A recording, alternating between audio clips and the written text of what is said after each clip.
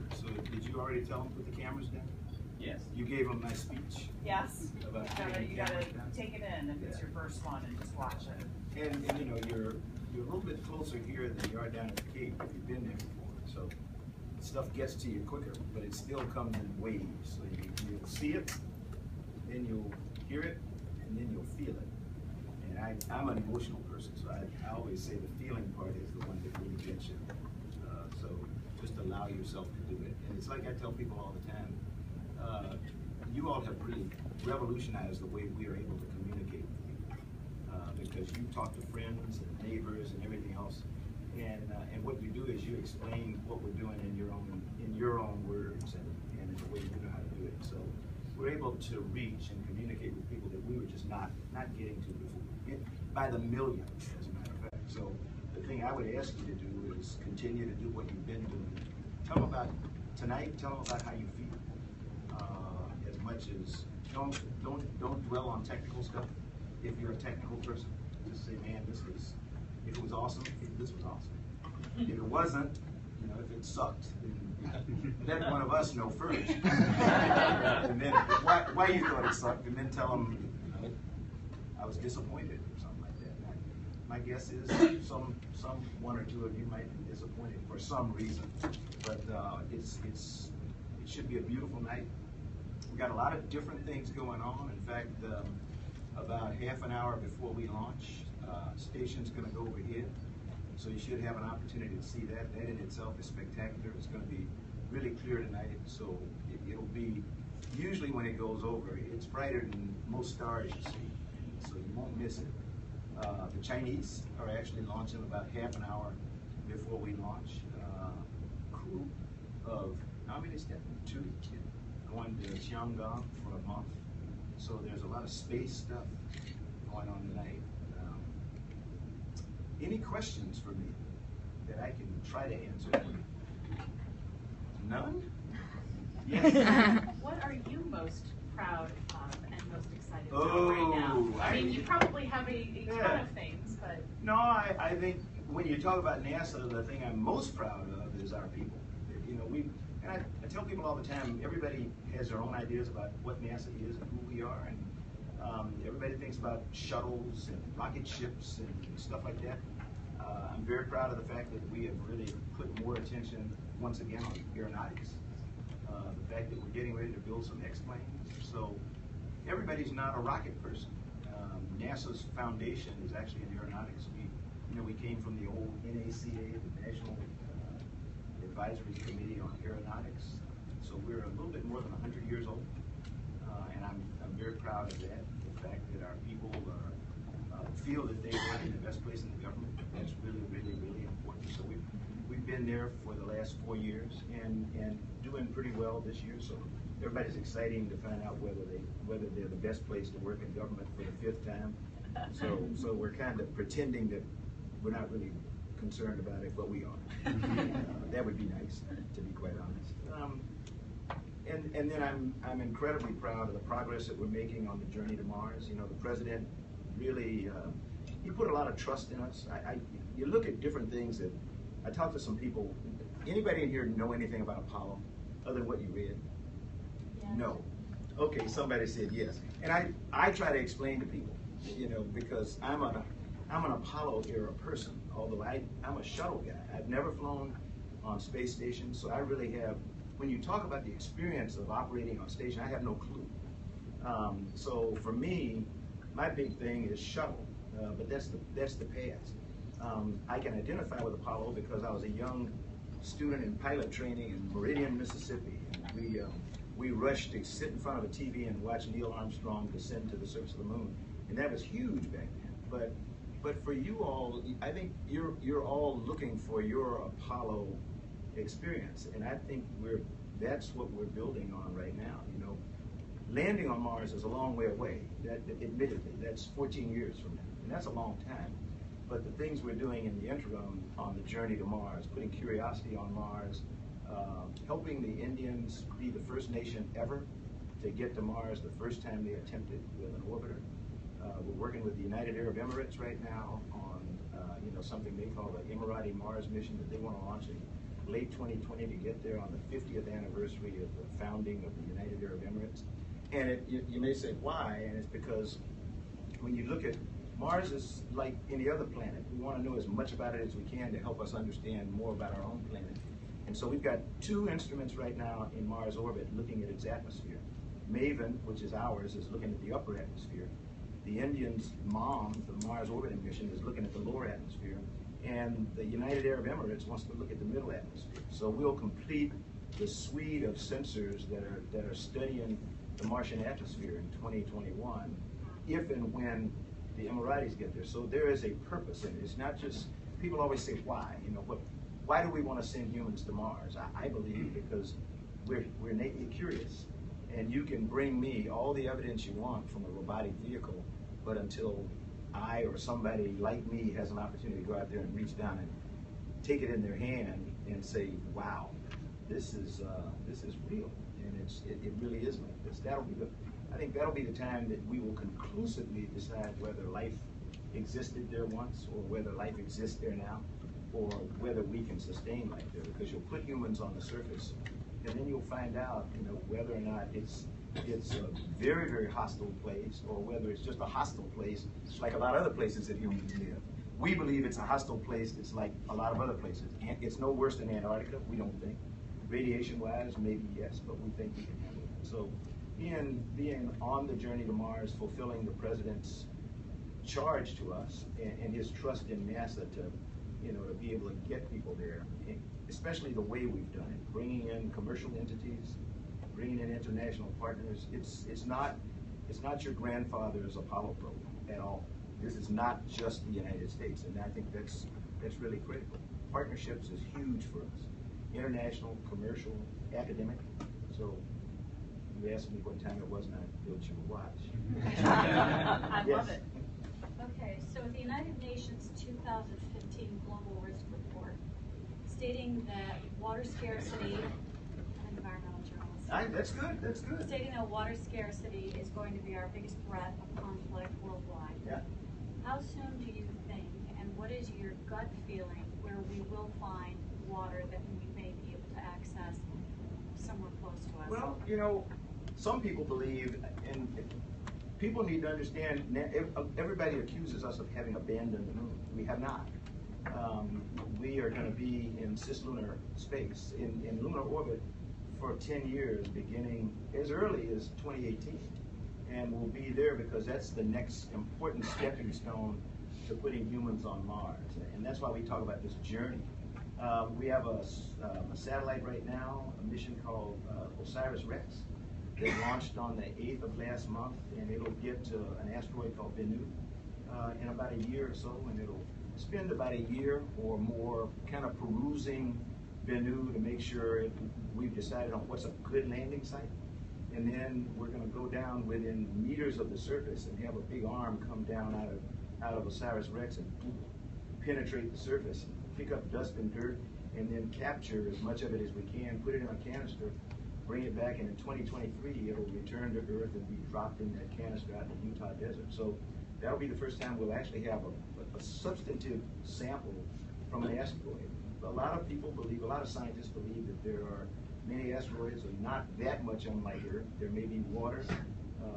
The moon, we know, has water in certain places. Mars, without a question, has water. Now, whether or not you're going to be able to find a way to, you know, capture that and get it back to help conditions on Earth, that remains to be seen.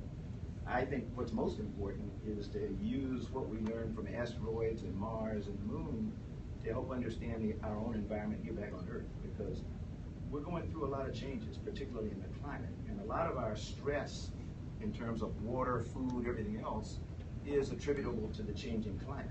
So if we understood better what's happening, why is the climate doing what it's doing, and can we change it, can we arrest it, and kind of slow things down, we may find that the crisis for water actually, you know, gets curtailed a little bit. But it is, I could not agree more. If you've heard any chairman of the Joint Chiefs of Staff for the last 4 or 5, when he asked what they feel is the most significant threat to security, they all say the environment. And people are startled. You know, they go, what do you mean? What about this? What about that? And they say the environment today is causing people to live in poverty. It's causing people to be hungry, without food, without water, and we've got to fix that. So I think what we're doing with our planetary missions, the mission to Mars, mission back to the moon, we'll probably find some answers if we help. So, yeah. How do you feel about the commercial competition of launching things in It's not space? competition, first of all. The commercial space industry, the burgeoning commercial space industry, we look at as partners. We help establish it. People forget that. Had it not been for NASA deciding that we were going to make an investment in commercial space, it would not exist. I think if you ask David Thompson or any of his folk from Orbital, or you ask Elon from SpaceX, they'll tell you they got their start because NASA was willing to make the investment. We're sort of the vanguard of commercial space. Am I happy with where we are? No, because I actually thought we would be much farther along with commercial space development than we are today. We have to have a vibrant, sustainable low Earth orbit infrastructure from which we can go to get to Mars. Unless we have,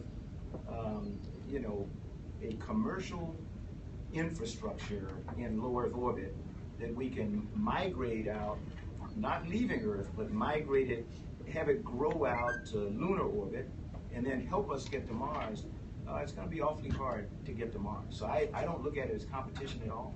You got things like nanoracks, SpaceX Orbital, Blue Origin, Virgin Galactic. I mean, it goes all the way from the suborbital folk to the orbital, and soon interplanetary commercial capability. We're looking at habitats.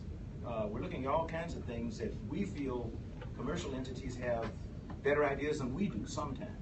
And what we try to do is make the technologies available to them to speed them on their way. If you look at, when you talk about, people always talk about technology.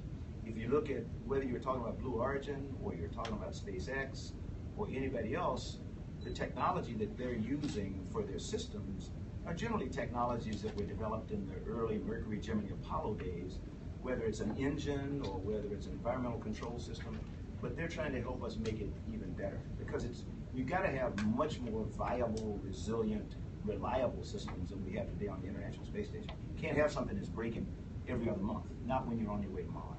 Yeah. So you've talked to a lot of astronauts who've lived on board the International Space Station. If you were to live for 6 months on the International Space Station, what kinds of things would you find like the most exciting to do? Well, if I try to equate it or relate it to my experience on shuttle, without a doubt, the two most exciting, exhilarating things to me were senses. They were the sense of vision, looking at this planet from the vantage point of space. It is unlike anything you've ever imagined in your life. You leave here with a lot of doubts about humanity and all other kinds of stuff, and then you look back on the planet, and it is the most beautiful thing you've ever seen. Thing that brought me to tears, my very first flight, within minutes of leaving, the Kennedy Space Center, launching and getting out into space, and about 10, 15 minutes into the flight, we were going over the British Isles and Western Europe, and then I looked up and saw this big island, I thought, and it turned out to be the continent of Africa. Which for me was mind-boggling, and I had prepared for that moment, being a person obviously of African descent, and knowing that my ancestors had probably come from somewhere in West Africa.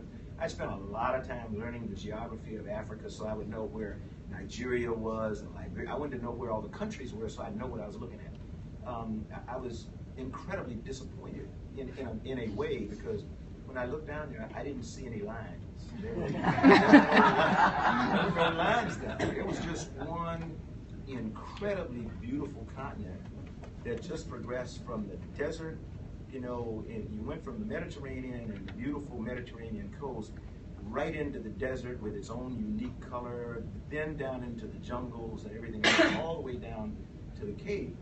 And it just looked so peaceful, and it looked like it is. It's one just massive planet with one people on it. I realize that we live on an ocean world, and it's one ocean. There are not a lot of different oceans. We name them differently depending on where they are, but it's one ocean, and it has these bodies of land, you know, that stick up in it at various places. Those bodies we generally call continents. And every once in a while, you see some smaller ones that are identified as islands. And every once in a while, some of them that I used to see on my space shuttle missions, you don't even see them anymore because the rising sea level, they've just disappeared from our Earth. They're under the surface, but we may never see them again. So that's one thing. That's the visual thing. And then the other one is just the feel. Having the ability to live Newton's laws of motion, you know, where because gravity is overcome. It's still there, but you're going around Earth so fast that the centrifugal force that's created won't let gravity pull you back to Earth. You're constantly falling. You're just in constant free fall. And your body and the spaceship is trying to get back to Earth, but centrifugal force won't let it happen. And so you're in this balance, perfect balance between gravity and centrifugal force, and your body floats. And so, you know, Sir Isaac Newton said, let you be alone and nothing happen to you, and you're going to stay right there. And sure enough, you come out of your seat and you draw your hands in and you don't move. You get your food and you open it up and you decide, well, I want a cup of coffee. And you go floating off to get a cup of coffee and leave your food right there. You come back and your food is still just sitting right there in midair. You take your spoon and you put it next to your food, and you float away and you come back and it's still sitting there. Or if you take like an M&M, like we like to do when we're playing, and you just gently release it from your hand, it goes back and forth across the cabin. It'll hit the bulkhead and it'll bounce back and forth. It just goes forever and ever and ever. It slows down because energy gets absorbed every time it hits the wall, but there is no gravity to pull it down to the floor. So it doesn't do this as it goes back and forth. It just goes back and forth and gets slower and slower. Those two sensations I find absolutely phenomenal. To have an opportunity to do that and play in it for 6 months, a year at a time, I think is mind-boggling. And also to have the room that you have aboard station, to have the cupola, the picture window, if you will, the bay window down on the earth side of one of the modules there, where you get this 360-degree panorama of space plus looking down at Earth, I find mind-boggling. So that's plus all the science you're doing today. We do 200 and some odd experiments a year on station. Cygnus tonight is taking 5 or 6 new experiments up. That's what I think is really exciting about what's going on station. And knowing that you're bringing us one step closer to humans being able to go to Mars. What do you miss most about I'll get you. What do you miss most about being in orbit? Oh, what do I miss most about being in orbit? Being there. It's kind of, I don't think there's any one thing that you miss most, but it's the ability to have the two sensual sensations that I just talked about.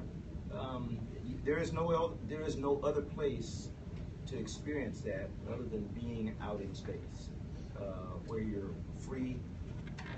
That's probably the thing, and the fact that during the period of time that you're in space, the world is one. I can only imagine, my last flight was the first joint Russian-American mission. One of my crew members was Sergei Krikalev, veteran Russian cosmonaut, who today is the head of their human spaceflight program. Sergei was incredible. I mean, just the prince of an individual, an incredibly competent and capable engineer and pilot.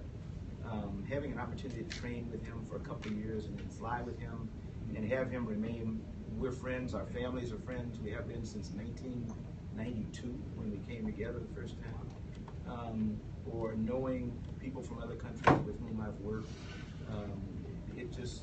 that's what you miss is being in an environment where the world is all one, everybody's pulling together.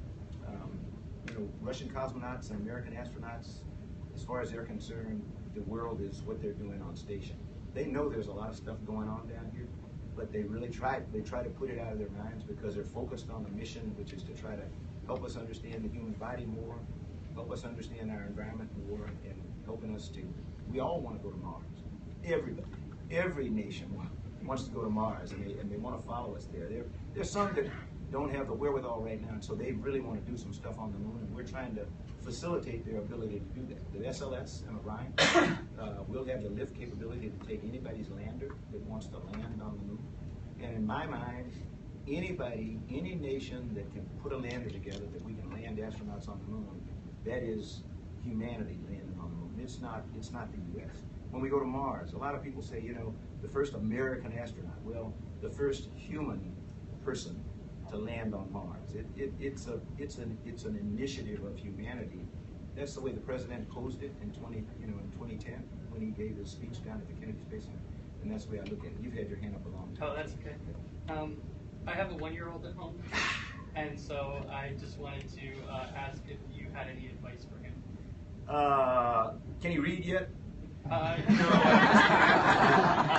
I'm just kidding. Yeah, if you can, if you'll have to explain this to him in 3 or 4 years, or depending on when he understands stuff. But my words to him are really simple, and you're going to tell him this all his life. Study really hard, work his little backside off to pursue whatever it is that he wants to do. And then the biggest thing is never, ever be afraid of failure. But you've got to encourage him to be a risk taker. You got to encourage him to be a very smart risk taker. So encourage him to take as much math and science as you can, such that when he goes out and does something that you think is stupid, in his mind it's not, because he's measured all the risk and everything else. That would be what I would tell him. I'd tell him he has come into a phenomenal world. No matter what anybody says, things are good. We just got to work really hard to make it better. I firmly believe that. So, who else had a hand up there? And I'm going. Somebody else back there had a hand up for a long time. Okay, then right there. I'm curious. Obviously, you have some interesting insights into the upcoming election. Specifically, I know that. Well, I mean, generally, when the elections happen, especially when Bush came in and then when Obama came in, there were shifts in policy. There were shifts in direction about NASA. Are you hearing anything specifically from either Clinton or from Trump? We're not, and other than what you hear, I read all the trade journals, so I see what they send in as their responses to questions asked by Space News or the Wall Street Journal or other things, and I'm not really worried about it. What we're trying to do at NASA is, remember how I told you at the very beginning, you all have revolutionized the way we communicate with the public. We don't tell our story very well.